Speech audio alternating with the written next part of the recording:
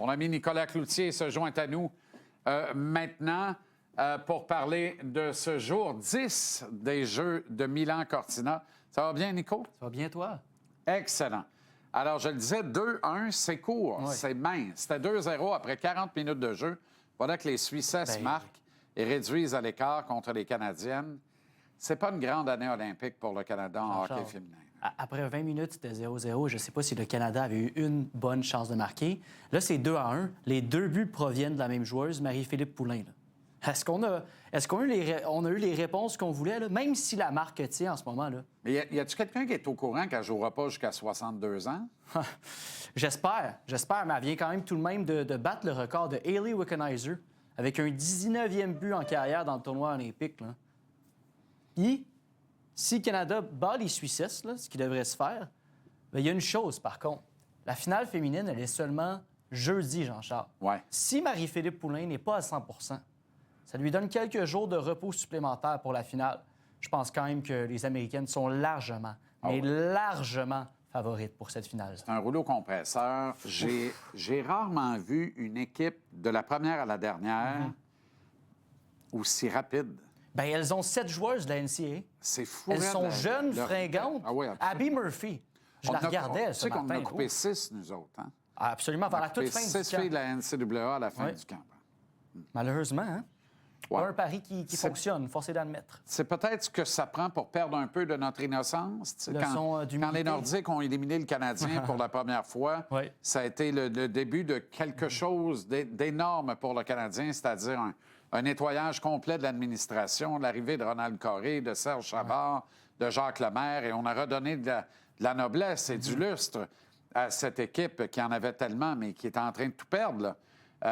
J'espère qu'on va faire le même exercice de conscience du côté du hockey féminin canadien. Bon, 10e médaille, voire... 11e même. 11e maintenant aujourd'hui. Donc, 10e et 11e médaille en ce jour pour le Canada à Milan. Et la deuxième de la bonne couleur. On les attendait, les médailles d'or. Oui, on les attendait. Kingsbury a sauvé la mise un peu. T'sais, on avait une projection au début des Jeux olympiques, Jean-Charles, si tout se passait bien, d'une 30aine de médailles. Et là, les médailles sortaient au compte-gouttes. On n'a jamais fait ça, 30 médailles. Jamais. Ça aurait été un record, mais on avait raison d'ambitionner, selon les prévisions d'experts qui connaissent ça plus que vous et moi. Mais c'était une bonne journée. Vous voyez? On est rendu là, hein? Comment on va reprendre ça. Que toi et moi. Mais on parlait aussi aux gens à la maison, Jean-Charles. Très bien. Donc, notez la liaison. Bonne journée pour le Canada. Donc, Megan Oldham, elle a remporté la médaille d'or avec un pointage final de 180,75. C'est pas compliqué. On avait besoin de 3 descentes en Big Air au ski alpin. Et donc, tu additionnais seulement les pointages des 2 meilleures descentes. Les 2 premières descentes pour Oldham ont été tellement convaincantes en ski acrobatique qu'on n'a pas eu besoin de la 3e pour qu'elle se couvre d'or. Donc, 2e médaille pour Megan Oldham dans ses Jeux. Seulement ses 2e Jeux, elle a 24 ans. Elle avait aussi, en ski acrobatique, remporté le bronze en slopestyle plus tôt. Et c'était pas la seule médaille, Jean-Charles, aujourd'hui. Non. Non. Parce que, est-ce que ça te dit quelque chose, Yves Sarrault? Bien sûr, choix de 3e ronde du Canadien en 91. Avait eu une brillante carrière junior ici dans la Q. Et c'est un natif de Valleyfield, un campi valencien, donc Yves Sarrault. Était premier, un brillant avenir. C'est un gars qui a marqué plus de 50 buts dans le junior, je pense 2 ans de suite. Sauf erreur, a joué à Saint-Jean, entre autres, et sauf erreur pour le Canadien junior de Verdun ou quelque chose comme. Brillante carrière junior. Puis ensuite, fouille-moi, c'est l'Europe. Les circuits mineurs nord-américains, mais surtout l'Europe. Et il a joué. Écoute, il est repêché en 91. Je pense qu'il a pris sa retraite en 2015, 2014. Faites vos recherches. C'est un peu show-off, ça, Jean-Jacques. Je l'ai fait. C'était un peu show-off, ça. Non. Mais regarde, tu m'as posé une question. Tu as eu à répondre. Écoute, si vous en doutiez, il connaît ça. Mais accessoirement, c'est le père. C'est le père de Courtney Sarrault. Courtney Sarrault, patineuse de vitesse courte piste. Dont la mère est néo-brunswickoise, visiblement. Ah, bien là, le dictionnaire, là, ça va faire. Non, mais c'est pas là. Mais c'est parce qu'elle n'est pas québécoise. Puis c'est ma surprise, la patente. Voyons, c'est juste des Québécois en courte piste. Eh bien non, Courtney Sarrault. Il y a un peu de nous autres, là, quand même, mais elle est native de Moncton. Tout pour dire qu'au 1000 1000 mètres courte piste chez les femmes. Elle a remporté l'argent, Courtney Saho, et c'est déjà sa 3e médaille des Jeux pour elle. Elle avait été également médaillée d'argent en relais mix, mais elle a aussi remporté l'épreuve individuelle. Elle a remporté le bronze à l'épreuve individuelle du 500 mètres. Donc, excellent jeu pour Courtney Saho. Oui. Et avant le début de la journée, Jean-Charles, le Québec avait 6 des 9 médailles canadiennes.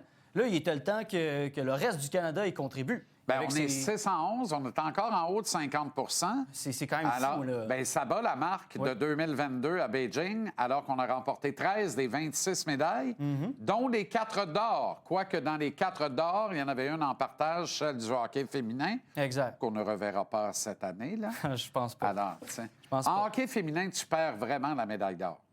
Tu gagnes perds pas la médaille d'argent quand tu es le Canada. Et je regardais d'ailleurs les probabilités là, avant les matchs de hockey féminin d'aujourd'hui.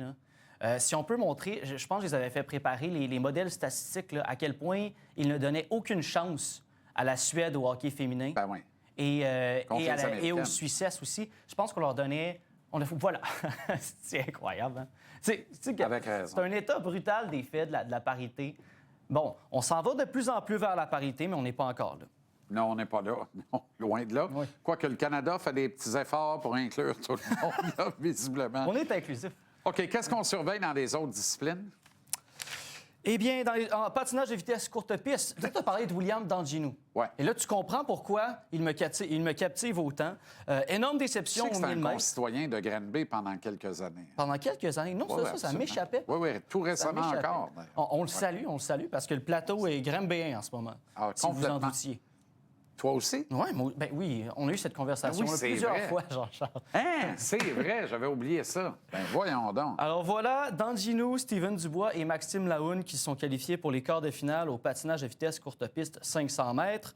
D'Angino pourrait remporter mercredi, enfin, une médaille en épreuve individuelle. Il était arrivé avec toutes les ambitions là, en Italie, avait l'ambition de remporter les 5 médailles d'or dans sa discipline. Évidemment, il ne le fera pas. D'amère déception aux 1000 mètres et aux 1500 mètres. Mais c'est pas terminé. Il peut encore se reprendre, William. Le 500, c'est mercredi, la finale? Exactement. OK, puis le relais masculin, lui, la finale est... Si je ne m'abuse, c'est mercredi également. Mercredi aussi. Okay. Exact.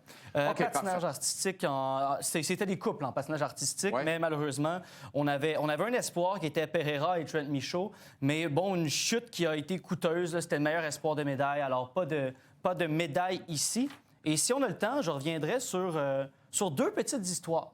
Vas-y donc. Donc, un des plus gros chokes là, des dernières années aux Olympiques, c'est celui, vendredi, du double champion mondial en patinage artistique au programme libre, Ilya Malinin. Lui, il était invaincu sur 2 ans. Il était absolument intouchable dans sa profession. Il crevait l'écran. Il arrivait ici avec toute la confiance du monde américain. Mais 2 là, chutent sur des sauts de routine durant le programme libre. Tu sais, un choke, là, la définition même d'un choke, c'est ça qui est arrivé. Il a craqué sous la pression et il a fini finalement 15e au programme libre. Si bien que là, il annonçait sur Instagram, il est la cible de messages haineux, de loustiques sur les réseaux sociaux. Ben oui, c'est fort dommage. L'autre histoire, rapidement? L'autre histoire, c'est celle d'un Norvégien, Atle Lee McGrath. Large avance là, au slalom en ski alpin, finale des hommes. Mais sur la dernière descente, il enfourche. Donc, il passe du mauvais côté des piquets, ce qui lui vaut une disqualification. Il est parti au bois, hein? L'air piteux là, balance ses skis hors piste et va se réfugier dans un banc de neige inconsolable. Et là, les images surréelles ont été captées par tous les grands réseaux.